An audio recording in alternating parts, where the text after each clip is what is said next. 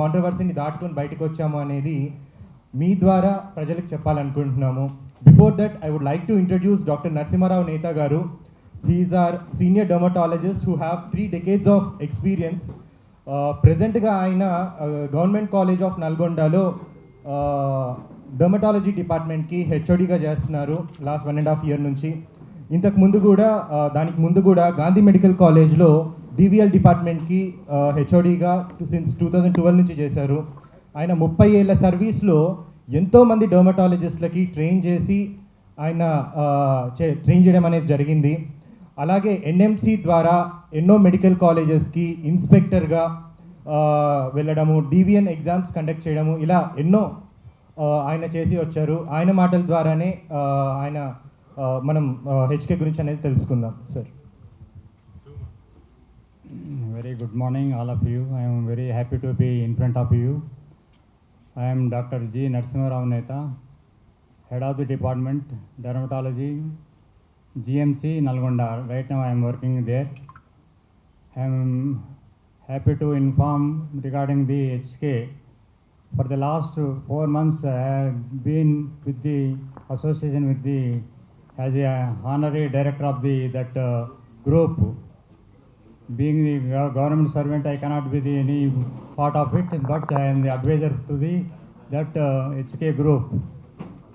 I have been advising and supervising whenever I am getting the time there. I am pretty well know that it is a very scientifically proved, internationally compatible equipment is there with them, with this group.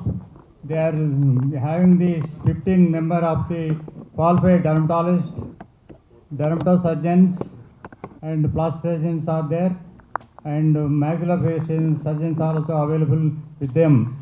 They are qualified people, they are working with them round the clock. They are giving the pretty well international quality of the services. No doubt, I have been supervising them, I am advising them. I am in front of you, all of you, giving me in front of the media. I am telling you, if any clarifications you would like to ask, I am ready to give you clarifications. Thank you. HK permanent makeup clinic మీద 3 months before అనుకుంటాను exactly, హెచ్కేలో 40 మంది fake doctors ఉన్నారు, వీళ్ళంతా చాలా పెద్ద scam చేస్తూ ఉన్నారు, 150 కోట్ల రూపాయల జిఎస్టీ స్కామ్ చేశారు అని ఫాల్స్ ఎలిగేషన్స్ తోటి దాదాపు ఒక 200 నుంచి 300 videos A particular group of people circulate చేయడం జరిగింది. సో దానికి సంబంధించి హైకోర్టులో రిట్ పిటిషన్ ఫైల్ చేయడం జరిగింది.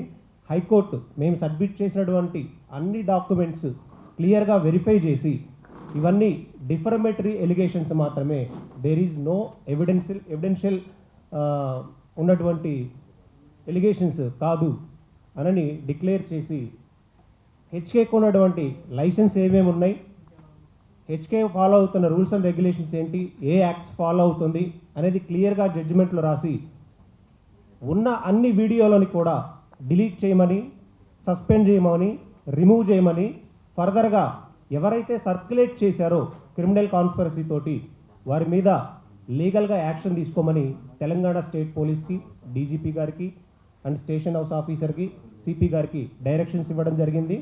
బేస్డ్ ఆన్ ది డైరెక్షన్స్ ప్రేయర్గా కంప్లైంట్ ఇవ్వడం వల్ల వారి మీద ఎఫ్ఐఆర్ నమోదు చేశారు. యాజ్ పర్ రూల్స్ ప్రకారం ఏంటంటే ఎఫ్ఐఆర్ అనేది కేవలం జస్ట్ ఇన్ఫర్మేషన్ మాత్రమే, అది ఎవరి నేమ్స్ అయినా ఉండొచ్చు.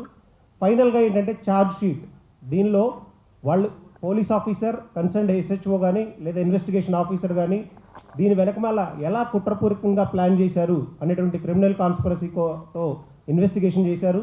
ఆ ఇన్వెస్టిగేషన్లో భాగంగా ఇది ఎంటైర్ సోషల్ మీడియా అని మనం అనలేము, పర్టికులర్గా ఛార్జ్ షీట్లో ఉన్నటువంటి వ్యక్తులు క్లియర్గా టార్గెట్ చేసి రిపీటెడ్గా వాళ్ళ సిడిఆర్స్ కూడా డిపార్ట్మెంట్ వెరిఫై చేసినప్పుడు గంటలు కాల్స్లో మాట్లాడుకొని ఫినాన్షియల్ ట్రాన్సాక్షన్స్ జరిపించుకొని క్రిమినల్ కాన్స్పిరసీ తోటి చేశారు అని ఉన్న సెక్షన్స్ కన్నా కూడా ఫర్దర్గా అడిషనల్ సెక్షన్స్ కూడా యాడ్ చేసి ఛార్జ్ షీట్ ఫైల్ చేయడం జరిగింది. సో ఒక లాఫుల్ ఎంటిటీ, ఈరోజు సోషల్ మీడియా ఎలా అయిపోయింది అని అంటే ఒక లాఫుల్ ఎంటిటీ మీద ఎలిగేషన్స్ క్రియేట్ చేయడం, వాటిని సర్క్యులేట్ చేయడం, లేదా ఆ సర్క్యులేట్ చేయడం ద్వారా వాళ్ళు సోషల్ మీడియాలో ఫేమ్ అవ్వాలని ప్రయత్నించడం అనేది చాలా దారుణమైన విషయం. ఈ జడ్జిమెంట్ అనేది ఎంటైర్ సోషల్ మీడియాలో ఇలా చేయాలి, ఇలా లబ్ధి పొందాలి అనుకునే వాళ్ళకి ఖచ్చితంగా ఇది ఒక చెంపపెట్టులా ఉంటుంది. అండ్ హెచ్కేకి సంబంధించి వీళ్ళు లీగల్గా ప్రూవ్ చేసుకున్నారు కాబట్టే తెలంగాణ హైకోర్టు ఇలాంటి ఆర్డర్ ఇచ్చింది. ఛార్జ్ షీట్లో కూడా క్లియర్గా క్రిమినల్ కాన్స్పిరసీ ఉంది, కుట్రపూర్వకంగానే వీళ్ళ ఇమేజ్ని, వీళ్ళ రెప్యుటేషన్ని, వీళ్ళ ఎదుగుదలని దెబ్బ కొట్టడం కోసం చేశారు అని క్లియర్గా ఛార్జ్ షీట్లో ఎస్టాబ్లిష్ అయింది.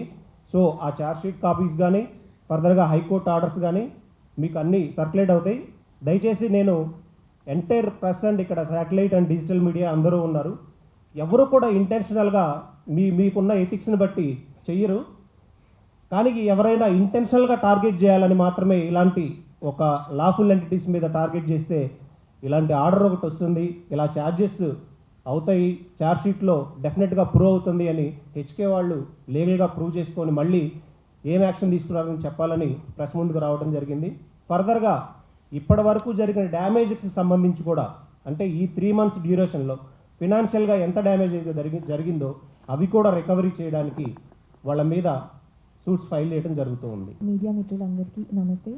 నా పేరు Harshitha and I'm the founder of HK Group of Clinics and HK Hospitals. Firstly, today I want to thank all the doctors of HK and a special thanks to Dr. Narsimha Rao Neta sir, alage our legal advisor Nagar Babu Garu, Advocate Nagar Babu Garu. Thank you for taking a stand and being on our side. So HK Group always stood up for its excellent service and state-of-art technology. So మేము ప్రతి స్టేజ్లో కూడా ప్రపంచంలో ఉన్న best equipment ఏదైతే ఉందో అది కాన్స్టెంట్గా ఇండియాకి పరిచయం చేస్తూనే వచ్చాము.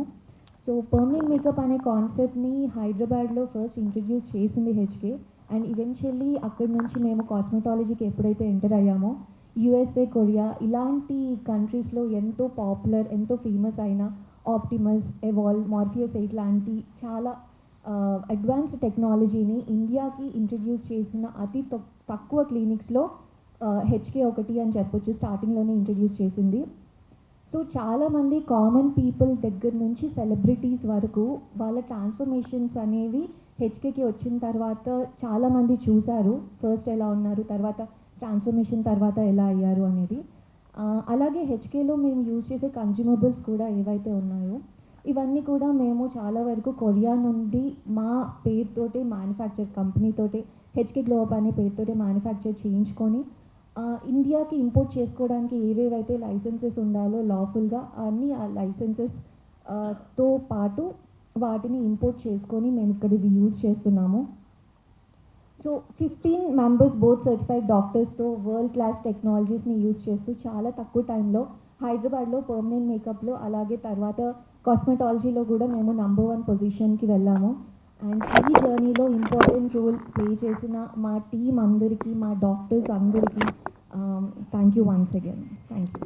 కోర్ట్ ఆఫ్ లాలో ప్రూవ్ అయిపోయిన తర్వాత court of law high court Telangana high court directions ఇచ్చిన తర్వాత ఆ లాస్ట్ని ఫుల్ఫిల్ చేయడం కోసం ఇప్పుడు ఎవరైతే ఇంటెన్షనల్గా మలీషియస్ ఇంటెన్షన్ తోటి క్రిమినల్ కాన్స్పరసీతో చేశారో ఆ లాస్ట్ని రికవరీ చేయడం కోసం రికవరీ సూట్స్ కూడా ఫైల్ చేస్తాము. సో డెఫినెట్గా అది వస్తుంది. ఎందుకంటే ఇది ఒక ఎగ్జాంపుల్, కేస్ స్టడీ. ప్రతి ఒక్క యూట్యూబర్ కూడా లేదా కొంతమంది గ్రూప్ ఆఫ్ పీపుల్ ఈరోజు సోషల్ మీడియాలో మనకి ఒక ఛానల్ ఉంది, ఇండిపెండెంట్ ఛానల్ ఉంది, మనం ఏది చేసినా చెల్లుతుంది, మనం చాలా ఎంటిటీస్ని బ్లాక్మెయిల్ చేయొచ్చు అనే మైండ్ సెట్తో ఎవరైతే ఉంటారో వాళ్ళందరికీ ఇది ఒక గుణపాఠం కాబోతుంది. అందుకే వాళ్ళ మీద ఇప్పుడు ఛార్జ్ షీట్ అయ్యింది. ఛార్జ్ షీట్లో క్రిమినల్ కాన్స్పిరసీ ప్రూవ్ అయింది. ఫర్దర్గా రికవరీని కవర్ చేయడం కోసం డిఫమేషన్ సూట్స్ కూడా ఫైల్ చేస్తాము. దానిలో రికవరీ కూడా డెఫినెట్గా చేస్తాము.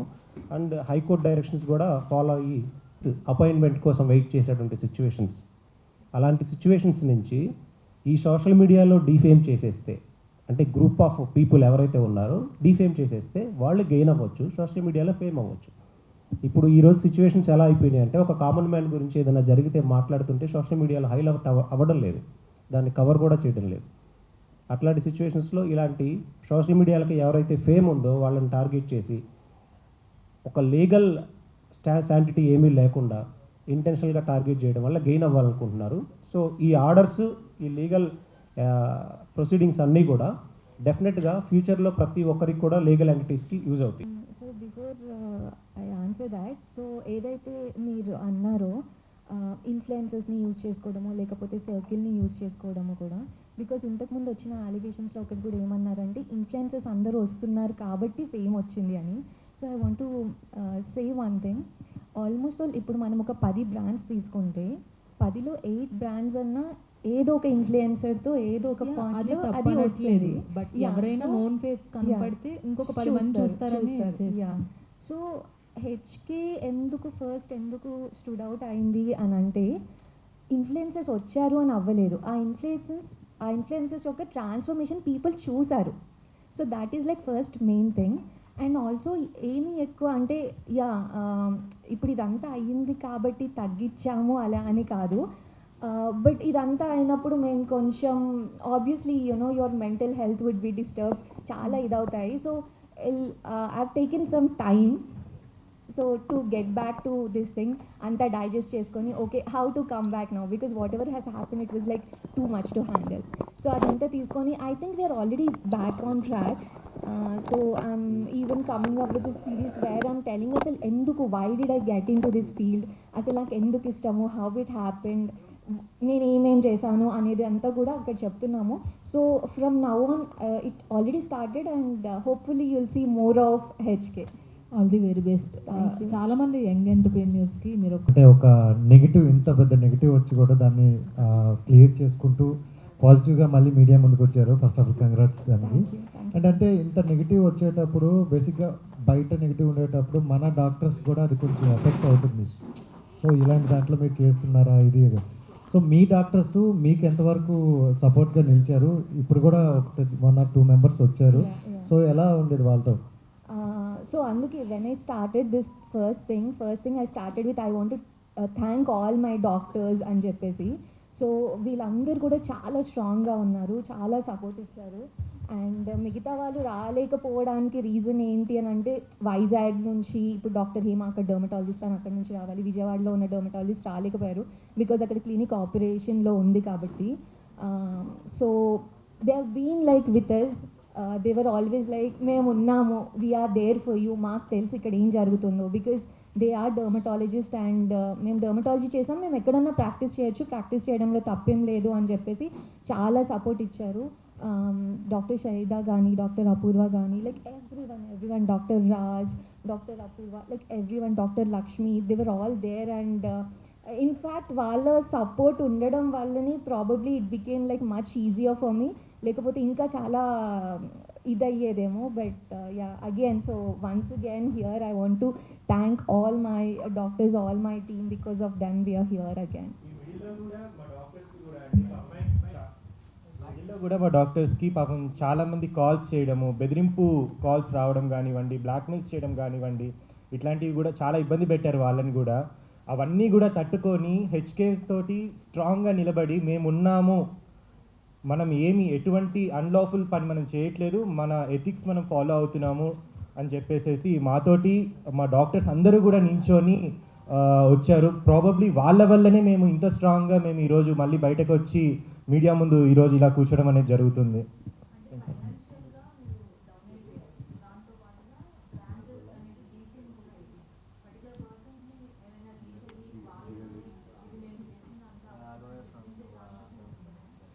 చాలామంది అంటే మాకు లెటర్స్ పంపించారండి. We don't want to take the names, we're not suppose to take the names of them. Apology letters చాలామంది పంపించడం జరిగింది, కొన్ని ఛానల్స్, కొన్ని యూట్యూబ్ ఛానల్స్ కానీ వీళ్ళందరూ కూడా. డెఫినెట్గా అంటే అందుకనే చాలామంది వాళ్ళ ఛానల్స్లో వాళ్ళ వీడియోస్ కూడా డిలీట్ చేసేసేయడం జరిగింది కంప్లీట్గా. అండ్ ఫినాన్షియల్ లాస్ డెఫినెట్లీ కొంచెం జరిగింది, దానికోసం మేము ఎలాంటి లాఫుల్ లీగల్ యాక్షన్ తీసుకోవాలనుకుంటున్నాము లాయర్ ద్వారా. అవును అవును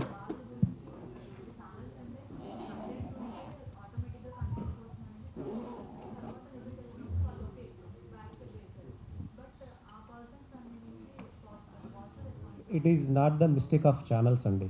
ఎందుకంటే ఎవరో ఒక వ్యక్తి ముందుకు వచ్చి మాట్లాడితే కానీ ఛానల్ సర్క్యులేట్ చేయరు. సో మీడియా ఈజ్ ఆల్వేస్లీ ఫెయిర్గా ఉంటుంది, ఎవరు వచ్చి మాట్లాడినా కానీ అవకాశం అనేది ఇస్తుంది. బట్ ఒక లాఫుల్ ఎంటిటీస్ని టార్గెట్ చేసేటప్పుడు హెచ్కే అనేది రిజిస్టర్డ్ బ్రాండ్, కొన్ని ఎథిక్స్ మనం మెయింటైన్ చేయాల్సిన నెసిటీ ఉంది. మీడియాకు కూడా మనం చెప్పే ఇన్ఫర్మేషన్ కరెక్టా కాదా అని ఎవిడెన్సెస్ తోటి వెరిఫై చేసుకోవాల్సిన బాధ్యత మన మీద, సోషల్ మీడియా ఇన్ఫ్లుయెన్సర్స్ మీదుగా ఉంటుంది. So digital media, satellite media వాళ్ళు ప్రాపర్గా కొంత వెరిఫై చేసుకుంటారు. కానీ కొన్ని చిన్న చిన్న అప్పుడే పెట్టినటువంటి ఛానల్స్ వాళ్ళు ఎలాంటి వెరిఫికేషన్ అవసరం లేదు. వాళ్ళకి కావాల్సింది ఏంటంటే వ్యూస్, రీచ్, వాళ్ళ ప్రొఫైల్ హైప్ పెంచుకోవడం, ఇంతవాడికి మాత్రమే. సో ఇలాంటి వాళ్ళకి ఒక లెసన్ అనేది టీచ్ చేశారు. డెఫినెట్గా ఒక యాజ్ పర్ లా ప్రకారం అయితే హెచ్కే అనే ఒక రిజిస్టర్డ్ లోగోని తమ్నైల్స్లో యూజ్ చేస్తూ నెగిటివ్గా పబ్లిసిటీ చేశారు. ఆ రిజిస్టర్డ్ లోగో కూడా యూజ్ చేయకూడదు, అది మీ అందరికీ తెలుసు. ఆ రిజిస్టర్డ్ లోగో కూడా యూజ్ చేయకూడదని. కానీ ఈ రూల్స్ అన్నీ వైలేట్ జరుగుతున్నాయి. ఇవన్నీ కోర్టు దృష్టికి తీసుకెళ్లారు కాబట్టి ప్రూవ్ చేయగలిగాం. దానితో పాటుగా ఇక ముందు కూడా ఇది ఒక లెసన్ ప్రతి ఒక్కరికి. ఈ జడ్జిమెంట్ అనేది ఒక లెసన్. ఎవరైనా చేసినా కానీ ఇలా డెఫినెట్గా ఇలా కేసెస్ అవుతాయి, ఇలా ఛార్జ్ షీట్ అవుతూ ఉంటుంది, ఇలా కోర్టు చుట్టూ తిరగాల్సి వస్తుంది, ఇలా డిఫమేషన్స్ ఫైల్ చేస్తూ ఉంటారు, హైకోర్టుకు వెళ్తారు, లీగల్గా ప్రూవ్ చేసుకొని వచ్చారు. ఇప్పుడు ఇండివిజువల్స్ అన్నారు కదా మీరు, ఆ ఇండివిజువల్స్ గురించి పర్టికులర్గా చాలామంది వచ్చారు, కూర్చున్నారు, మాట్లాడారు. సార్ మేము ఈ కేసులో మాకు తెలియకుండా ఇలా జరిగింది, వాళ్ళు వచ్చి మాట్లాడడం వల్లే మేము ఆపర్చునిటీ ఇవ్వాల్సి వచ్చింది అని చెప్పారు. కొన్ని కంపెనీస్ నుంచి అఫీషియల్గా లెటర్స్ కూడా సబ్మిట్ చేశారు. సో అవి కూడా రెప్యూటెడ్ కంపెనీస్ కాబట్టి, మీడియా ఎంటిటీస్ కాబట్టి మేము వాటిని డిస్క్లోజ్ చేయదలుచుకోలేదు. సో ఇష్యూ అయితే ఆల్మోస్ట్ రిజాల్వ్ అయిపోయినట్టే. బట్ కాకపోతే లాస్ అనేది రికవరీ డెఫినెట్గా చేయాలి. అలా చేస్తేనే ఫర్దర్గా ఇప్పుడు ఎవరైతే ఒక కొత్త జనరేషన్ స్టార్ట్ అవుతూ ఉంది, మీడియాలో ఫేమ్ అవ్వాలనే ఉద్దేశంతో ఒక ఛానల్ పెట్టేసేయడం, ఆ ఛానల్లో ఇష్టం వచ్చినట్టు మాట్లాడేసేసేది, అవన్నీ కూడా డెఫినెట్గా యాక్షన్ తీసుకుంటారు.